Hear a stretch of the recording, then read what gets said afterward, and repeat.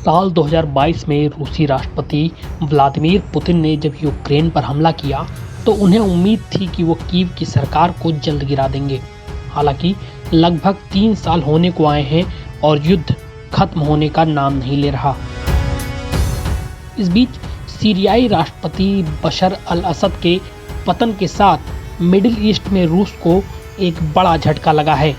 ये सवाल उठ रहा है कि क्या सीरिया के तख्तापलट का असर यूक्रेन के युद्ध पर पड़ेगा।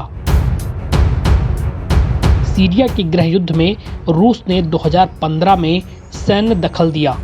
रूस का उद्देश्य खाड़ी में अपने प्रमुख सहयोगी असद की सत्ता को बचाना था।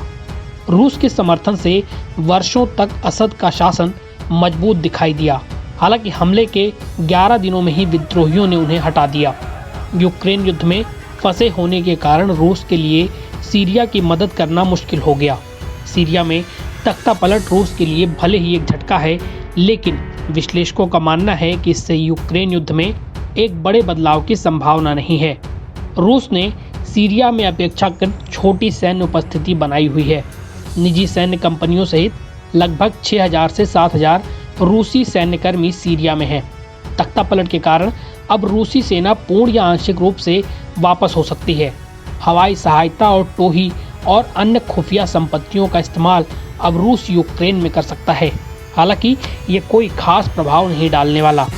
यूक्रेन के सेंटर फॉर काउंटरिंग डिसइंफॉर्मेशन के प्रमुख एंड्री कोलेंको का कहना है, सीरिया में रूसी सैन्य उपस्थिति इतनी बड़ी नहीं है कि यूक्रेन में फ्रंट लाइन को महत्वपूर्ण रूप से प्रभावित कर सके।